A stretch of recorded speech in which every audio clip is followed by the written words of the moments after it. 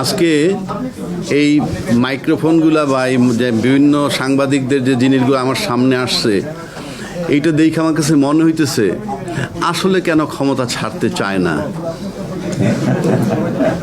ক্ষমতা না ছাড়তে চাওয়ার মারাত্মক যুক্তি আছে। আমি একটা সাধারণ লোক, আজকে আমার সামনে যে মাইক্রোফোনগুলো আসছে, এইটা যদি কোনো এমপি কিংবা প্রধানমন্ত্রী ভাষণ দেয়, তাহলে আমার কাছে মনে হয় কয়েক হাজার মাইক্রোফোন এবার সামনে আসে। এটার যে মজা, এটা কেন ছাড়বে ক্ষমতাটা? কারণটা কি? বাংলাদেশে আমি দেখছি যাদের চামড়া লুজ হয়ে যায়, চুল সাদা হয়ে যায়, তাদের মতো ব্যক্তি যখন ক্ষমতায় যায় তখন চুলগুলো কালো হয়, চামড়াগুলো টাইট হয়ে যায়, আর ক্ষমতা থেকে বের হলে 3 দিনের মধ্যে তার চেহারায় ধস নামে। স্বৈরাচার সরকার যিনি পলাতক হয়েছে, আমি আশা করি যদি আপনাকে সুযোগ হয়, সে যদি বাই রোডে প্রতিবেশী দেশ থেকে ঢাকায় ঢোকে, আমার কাছে মনে হয় না তাকে কেউ চিনবে এবং সে আরামে ঢুকতে পারবে। অর্থাৎ তার চেহারা হয়তো এরকম হয়েছে বা হওয়ার কথা। এই কথাটা বললাম যে মানুষ স্বৈরাচার হতে চায় কেন। সম্ভবত নিউজিল্যান্ডের প্রাইম মিনিস্টার 2 বার ক্ষমতায় ছিলেন, তারপর উনি ক্ষমতা ছেড়ে চলে গেছেন যে আমি চালাইতে পারবো না, it's a very big responsibility. এবং তারপরে সেটা ছেড়ে সে প্রফেসর হয়ে কলেজে অধ্যাপনা করছেন। আমি বাংলাদেশে আমার গত 53 বছরে শুনি নাই কোনো মন্ত্রী পদত্যাগ করছেন, কোনো প্রধানমন্ত্রী স্বেচ্ছায় নিজের অযোগ্যতার কারণে পদত্যাগ করছেন আমরা দেখিনি। হয় তাদেরকে জনগণ তাড়াইছে, নয়তো আর্মি তাড়াইছে। কথায় কথায় তারা বলে যে গণতান্ত্রিক সরকার ক্ষমতায় থাকতে হবে, নির্বাচিত সরকার ক্ষমতায় থাকতে হবে, কিন্তু তাদেরকে যারা তাড়াইছিল, তাড়ানোর পর দেশের মানুষ কিন্তু স্বস্তির নিঃশ্বাস ছাড়ছিল। ফলাফল পরে কি হবে সেটা পরের কথা, কিন্তু ওই মুহূর্তে তারা তৃপ্তির ঢেকুর তুলছিল, আলহামদুলিল্লাহ আমরা বাঁচছি। আমরা নির্বাচন করে চিৎকার করি। একটু আগে আলাউদ্দিন কামরুল ভাই একটা প্রশ্ন তুলছেন যে সংবিধানে মৌলিক অধিকারের মানে বলতে যা বোঝায় তার ভিতরে নির্বাচনটা আছে কিনা। আমি ওনাকে আশ্বস্ত করছি যে মৌলিক অধিকারের ভিতরে নির্বাচনের কথা বলা নেই। মৌলিক অধিকারের ভিতরে যা বলা আছে আমরা সবাই জানি, চলাফেরার স্বাধীনতা, কথা বলার স্বাধীনতা, আপনার সম্পত্তির স্বাধীনতা, আপনার জানমালের নিরাপত্তা, আপনার চিকিৎসা পাওয়ার, অন্ন বস্ত্র বাসস্থান ইত্যাদি পাওয়ার। এটা ইনশাআল্লাহ তাআলা এগুলো নিয়ে কেউ ভাবে না। যে দল ক্ষমতা যায় সেই দলের লোকগুলো সচ্ছল থাকে, তাও জনগণকে চুষে। যার লায়ন পার্ট উপর দিকে যায়, উপর দিকে গেলে তারা যখন ব্যাংকে রাখে, সেখান থেকে আবার আবুল বারাকাত, এসালামের মতো লোকেরা হাজার হাজার কোটি টাকা নিয়ে প্রাড়ো জিপ চালায়, কিছু রাজনীতি ব্যক্তিকেও কিনে ফেলে। দিস ইজ দ্য ক্যারেক্টার আর সিনারি অফ বাংলাদেশ।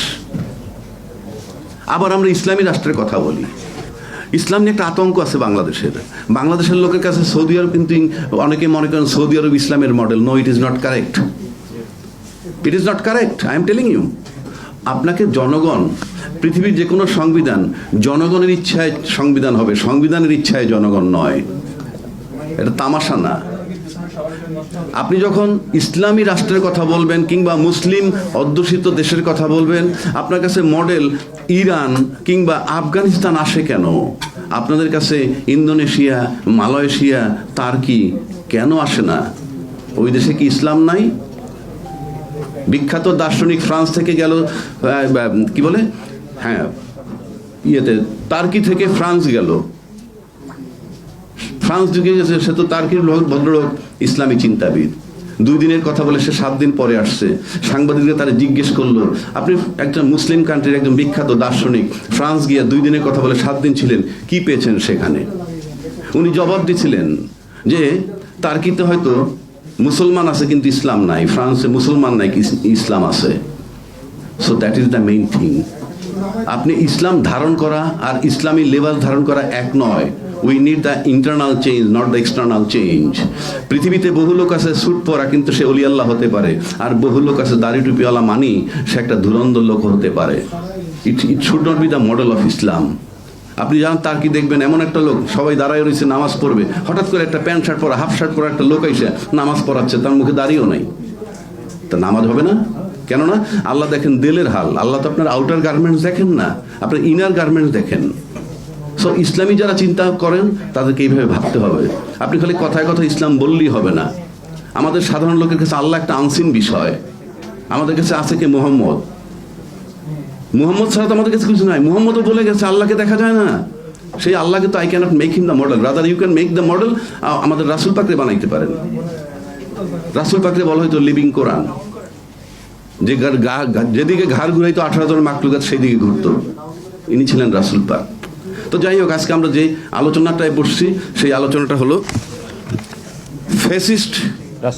ফ্যাসিস্ট রাষ্ট্র ব্যবস্থা ও নির্বাচন।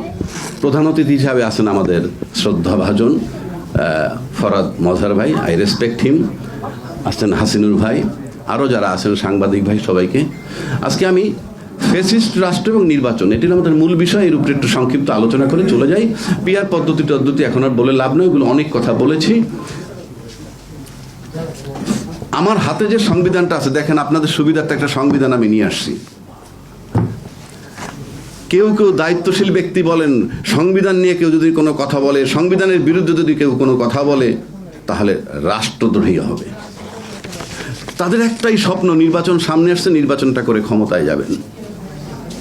অথচ এই যারা নির্বাচনের জন্য অস্থির, তারা কিন্তু বিগত 18, 14, 18, 24 নির্বাচনে যাননি। কেন যাননি? যে লেভেল প্লেইং ফিল্ড নাই। লেভেল প্লেইং ফিল্ড নিশ্চিত করে কে? প্রশাসন, অর্থাৎ নির্বাচন কমিশন। এবং সেই দোহাইতে তারা নির্বাচনে যান নাই, অথচ আজকে তারা নির্বাচনে অস্থির। কারণ লেভেল প্লেইং ফিল্ড নাই, এটা তারা নিশ্চিত, কিন্তু সামনে তাদের কোনো প্রতিদ্বন্দ্বী নাই। এটাকে নির্বাচন বলে না। আপনি যখন জেনে শুনে আপনার প্রতিদ্বন্দ্বী নাই বলে নির্বাচনে যাবেন, সেটা কিন্তু আপনার ইন্টেনশন। আপনি কোর্ট কাছারিতে যান, যেখানেই যান, আপনি ধরুন সালাম দিলেন, সালাম দিলেই শান্তি বর্ষিত হয় না, কারণ আপনার উপরে সেই রহমত নাই। আবার উল্টা দিকে আসেন, সালামের বহু কারিশমা আছে। আমাকে একজন সালাম দিচ্ছেন সকালে, আসসালামু আলাইকুম স্যার। আমি বললাম তোমার টাকা 20,000 আমি আগামী সপ্তাহে দিয়ে দিব। This was my reply. তার সালামটার মানে হচ্ছিল তাগাদা। তো there are many ways to speak. কাজেই আপনারা কে কি বলেন, নির্বাচন যারা চাচ্ছেন তারা গণতন্ত্রের দোহাই দিচ্ছেন না, আমার সামনে প্রতিদ্বন্দ্বী নাই তাই নির্বাচন চাচ্ছি। So what ever the form is, কেউ মাইন্ড করলে করতে পারে। কেউ বলে কতক্ষণ আমাকে জামাত, কেউ বলে কতক্ষণ আমি বিএনপি, কেউ বলে কতক্ষণ আমি এনসিপি। বাট আমি বলছি আমি বাংলাদেশপন্থী। There is no way. আপনি ভারতকে গালি দেন, আপনি আমেরিকারে গালি দেন, সব সেকেন্ডারি। আমরা কি করছি, আমার বাড়িতে আমি কি করছি সেটা আগে দেখেন। এখন আসেন, ফ্যাসিজম রেখে ইউনূস সাহেব একজন রেফারি, তার কোনো রাজনৈতিক যোগ্যতা নাই, কার কোনো রাজনৈতিক দক্ষতা নাই। এটা বাংলাদেশে এমন কোনো রাজনীতিবিদ নাই যিনি বলেন না। কিন্তু প্রশ্ন হচ্ছে, তার রোল তো রেফারির মতো। উনি বসে আছেন, সংস্কার ঐক্যমত্য কমিশন বানায় বসে আছেন। সামনে যে মারাত্মক বিজ্ঞ রাজনীতিবিদ, পায়ের নখতে মাথার চুল পর্যন্ত যাদের অহংকারে ভরা পলিটিশিয়ান হিসেবে, তারা একত্রে বসে সমঝোতে আসতে পারে না কেন? এই দোষ কি ইউনূস সাহেবের, নাকি তাদের ব্যর্থতা? পলিটিশিয়ানরা ঐক্যমত্যে আসতে পারলে ইউনূস কে? সবাই ঐক্যমত্যে এসে যদি বলে ইউ জাস্ট গেট লস্ট, আপনাকে দরকার নাই, সেটা কি কেউ বলতে পারতেছে? তাহলে আমরা কেন তাকে শুধু ব্লেম দেই? তার টাকা মকুফ হয়েছে, সেটা নিয়ে আমার প্রশ্ন নাই। কেউ বলে এনসিপি শত কোটি টাকা কামাইছে। 12 মাসে যদি 100 কোটি কামায়, তাহলে 53 বছর রাজনীতিবিদরা কত কামাইছে? তার খতিয়ান কোথায়? মাত্র 12 মাসে ভাঙা দেশের মধ্যে, ভাঙা নৌকা, ভাঙা সবকিছু, তার ভিতরে যদি কেউ 600 কোটি টাকা কামায় থাকে, তাহলে 53 বছর কামাইছে কি? সেটার কৈফিয়ত কোথায়? আবার যখন আপনি নির্বাচনের জন্য পায়তারা করেন, সমস্ত ফ্যাসিস্ট ব্যবস্থা সিস্টেম একটাই। এই বইটাকে 17 বার সংশোধন করা হয়েছে। 17 বার সংশোধন করেই কিন্তু এটাকে একটা স্বৈরাচারী চটি বই বানানো হয়েছে। আবার কেউ বলেন সংবিধান নিয়ে হাত দেওয়া যাবে। ইয়েস, এই সংবিধান এমনভাবে রাখছে কেউ হাত দিতে পারবেন না। এটার 142 ধারা, সবাই বাংলা ভাষায় পড়বেন।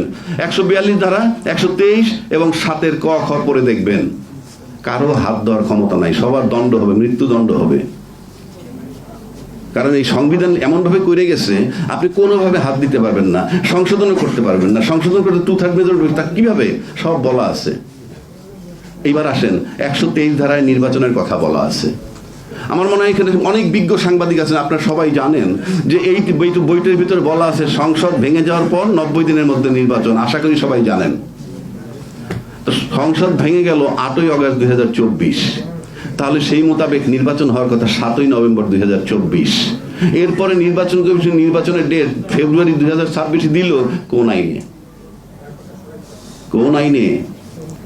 এবং এই সংবিধানে বলা আছে প্রধানমন্ত্রী ক্ষমতায় থেকে তারপরে নির্বাচন করবেন, এই আইনটায় বলা আছে।